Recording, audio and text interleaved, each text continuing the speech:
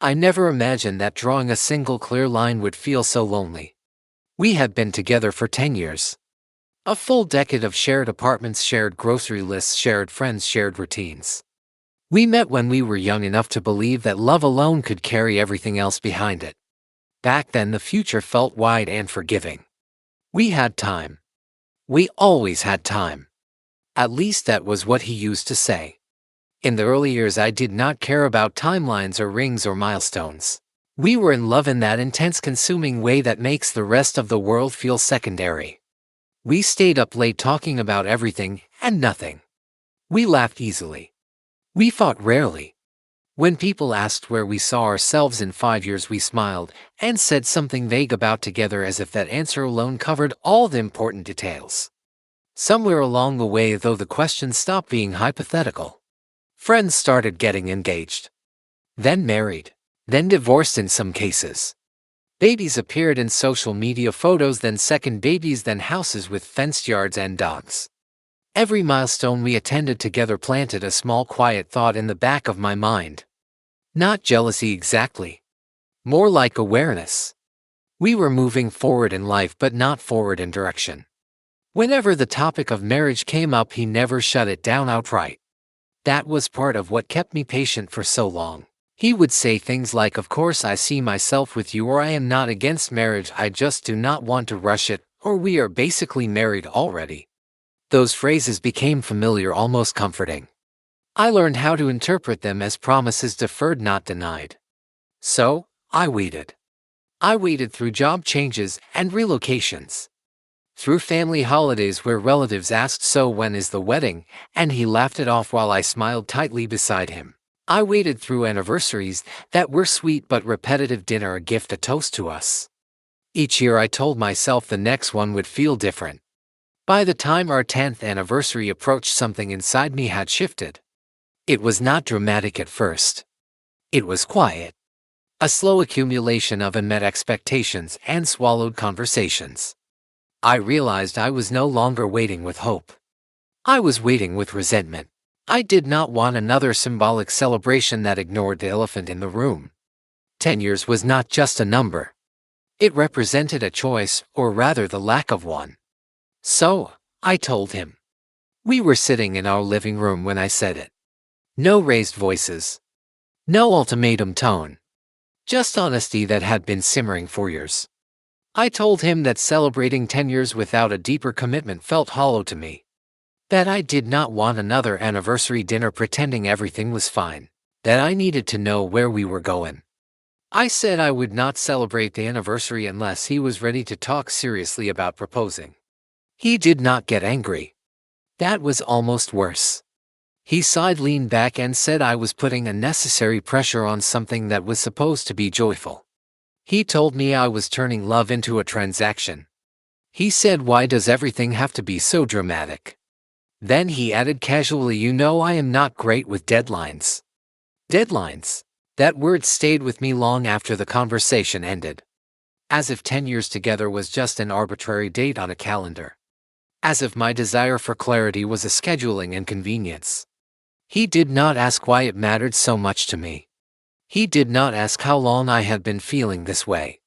He did not reassure me. He dismissed it gently but firmly, like you dismiss a child who is upset over something you do not consider serious. That night I lay awake next to him, staring at the ceiling, realizing something I had not allowed myself to think before. He was comfortable exactly where we were, and my discomfort did not outweigh that comfort. The days that followed were awkward in a quiet way. He acted normal. Too normal. He joked, made plans, talked about work. It was as if the conversation had never happened. Meanwhile, I felt like I was walking around with a crack down the center of my chest, trying not to let it show. I started replaying our entire relationship in my head, searching for signs I might have ignored. Every time he had deflected a serious conversation. Every time he had said someday instead of soon. Every time I had adjusted my expectations to match his pace. I realized how often I had compromised without calling it that. I told myself I was being flexible, understanding, modern.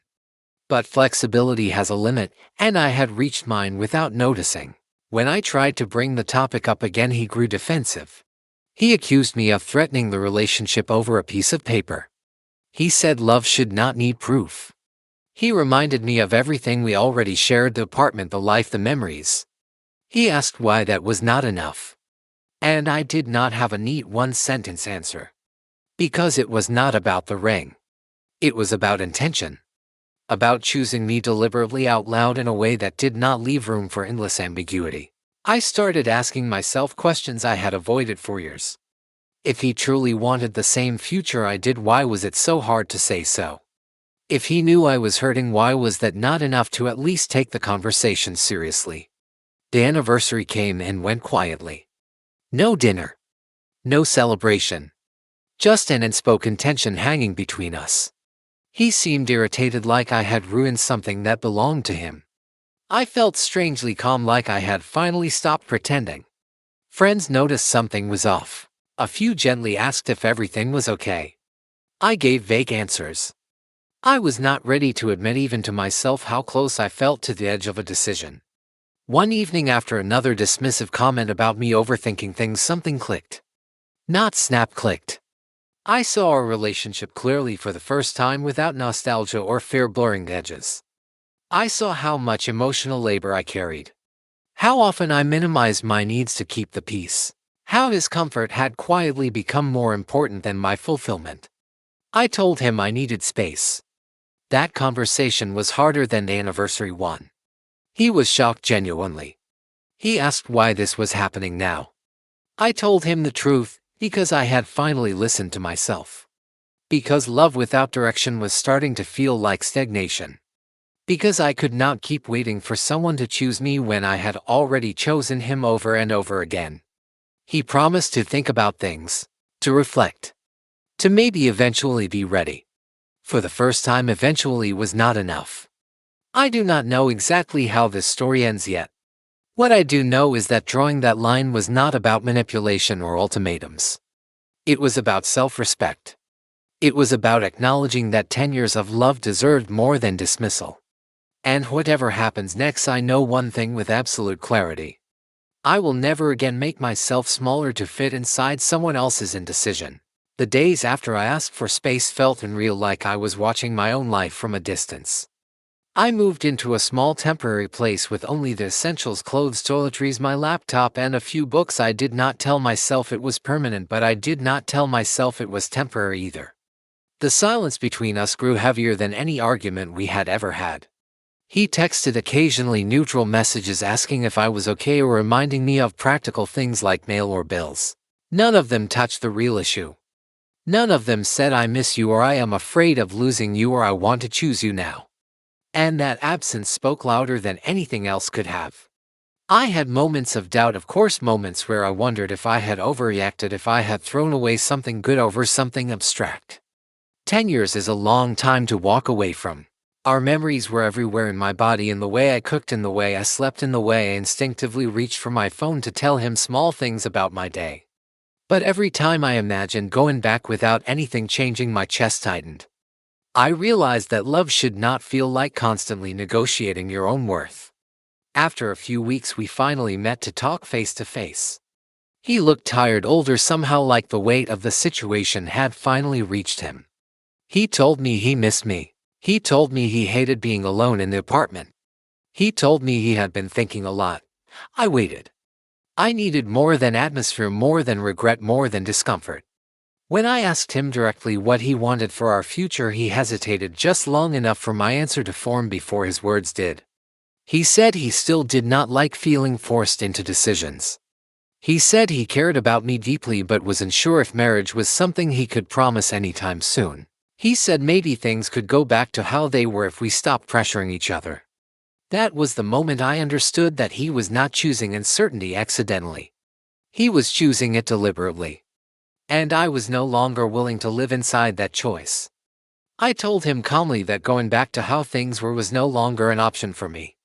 That I loved him, but I loved myself enough now to stop waiting. He looked shocked again, as if he had never believed I would actually leave the space he had always assumed I would occupy. Walking away hurt more than I expected, but it also felt clean, honest. For the first time in years, my sadness did not come with confusion. I grieved the relationship fully, not just what it was but what I had hoped it would become. And slowly beneath the grief there was relief.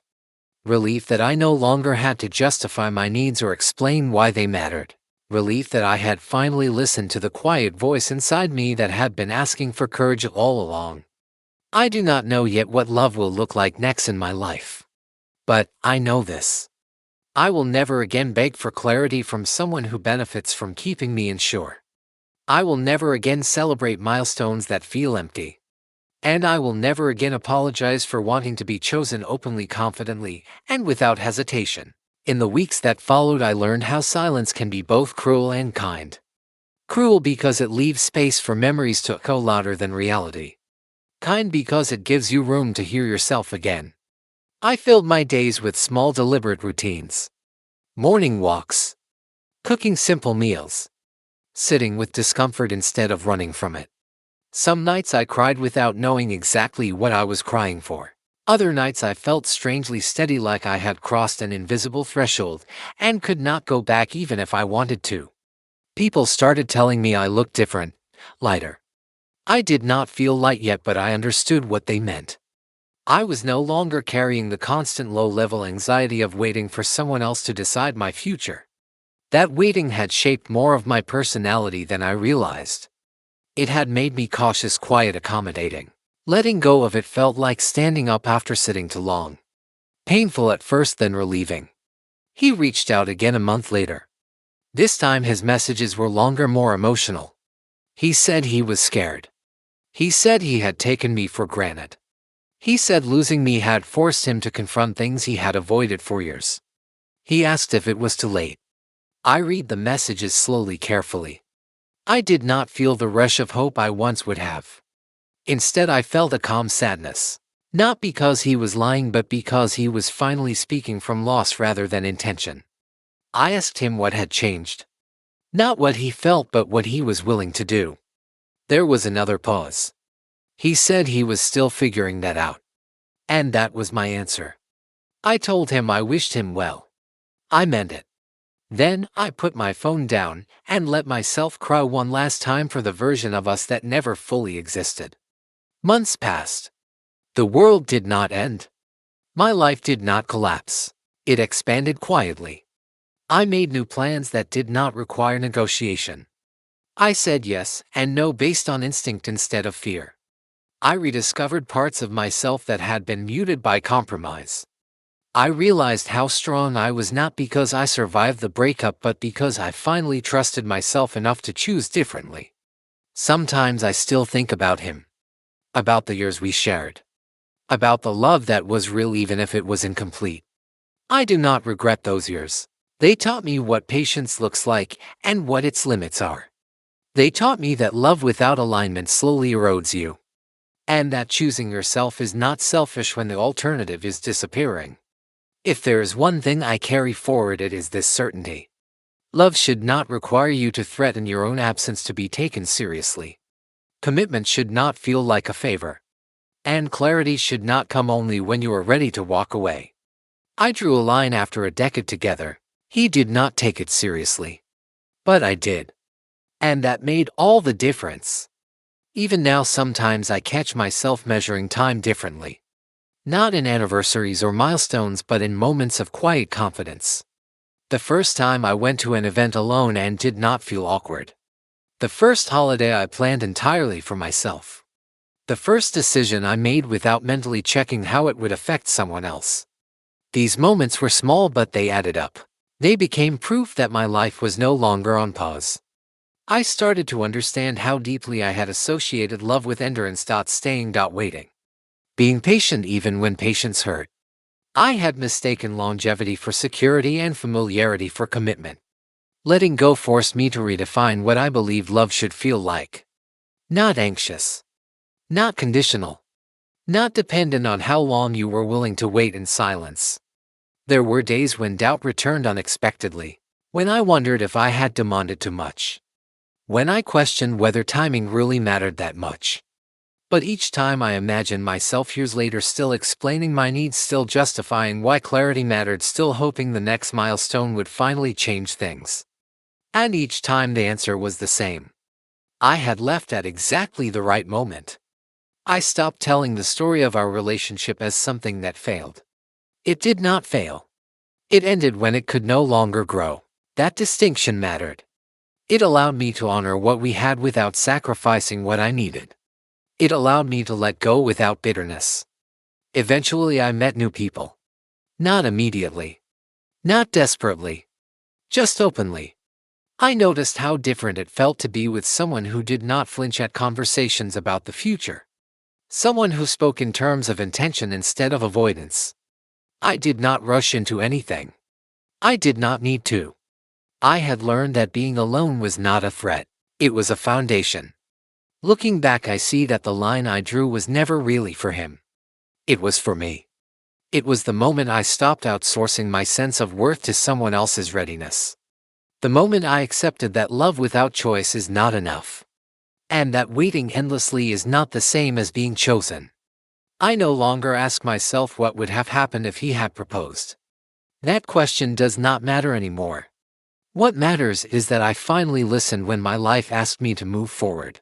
And this time I did not wait for permission.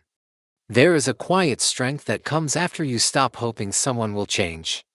It does not arrive all at once. It settles slowly into your posture, your voice, your choices. I noticed it when I stopped rehearsing conversations that would never happen. When I stopped imagining explanations that might finally make him understand. When I accepted that understanding is not the same as agreement and that agreement is not the same as commitment, I began to trust my instincts again. The ones I had muted for years in the name of compromise. They told me when something felt off and when something felt right. They reminded me that comfort is not the same as fulfillment, and that familiarity can sometimes be the most convincing trap. I forgave myself for staying as long as I did. I had stayed because I loved deeply and believed patiently. Those were not flaws. They were strengths that simply deserved a better place to land. Occasionally someone would ask if I was afraid to start over. I would think about it and realize the answer was no. Starting over felt less frightening than continuing a life where my needs were treated as optional. The unknown held more promise than certainty without intention. That realization alone felt like freedom. I stopped defining success by whether I was chosen by someone else. I started defining it by whether I was choosing myself consistently. Some days that meant rest. Some days that meant courage. Some days that meant saying no even when it felt uncomfortable. Each choice reinforced the truth I had once been afraid to face. I did not lose a relationship. I reclaimed my direction. The memory of him softened over time. The sharp edges faded. What remained was gratitude for the love we shared, and clarity about why it could not carry me forward. I no longer needed him to validate my decision. I had already done that work myself. If I could speak to the version of me who was still waiting, still hoping, still minimizing her own voice, I would tell her this. Love should meet you where you stand, not ask you to stay still indefinitely. 10 years is not too soon to ask for clarity. And walking away does not mean you failed. Sometimes it means you finally listened. My life now feels intentional in a way it never did before. Not perfect. Not free of uncertainty. But honest. And that honesty is something I will never give up again. I carry this story with me now, not as a wound but as a reminder. A reminder of how easy it is to slowly disappear inside something that looks stable from the outside. A reminder that love can be real and still not be right. And a reminder that clarity is not too much to ask for when you are offering your whole life in return. There are moments when I think about how long I stayed and I do not judge myself anymore. I understand her now. She believed in patience because she believed in love. She believed that time would eventually translate into commitment. She believed that being understanding would be rewarded. Those beliefs were not naive. They were human. What changed was not my capacity to love but my willingness to abandon myself in the process. I notice now how differently I move through relationships, even the small ones. I speak sooner. I listen more closely. I do not ignore discomfort just because it arrives quietly. I no longer wait for proof that I am allowed to want what I want. I assume that my needs are valid unless proven otherwise. That shift alone has changed everything. Sometimes I imagine an alternate version of my life where I stayed. Where I accepted another year then another. Where anniversaries continue to pass like checkpoints with no destination. That version of me feels tired just thinking about it. Not broken, just perpetually paused. I feel compassion for her and relief that I am no longer her. Letting go taught me something I did not expect. That certainty does not always come from answers. Sometimes it comes from exhaustion. From realizing that you have already tried every way of being patient and kind and understanding and that nothing has changed. That realization is not dramatic. It is quiet and firm and irreversible. I do not know what the future holds and I no longer feel the need to outline it perfectly. What I know is that I will never again confuse time invested with obligation. I will never again wait for someone else to decide if I am worth choosing. And I will never again celebrate something that asks me to swallow my truth to keep the peace. This is how the story continues. Not with a proposal or a reconciliation or a dramatic ending, but with a woman who finally stepped forward into her own life and did not look back.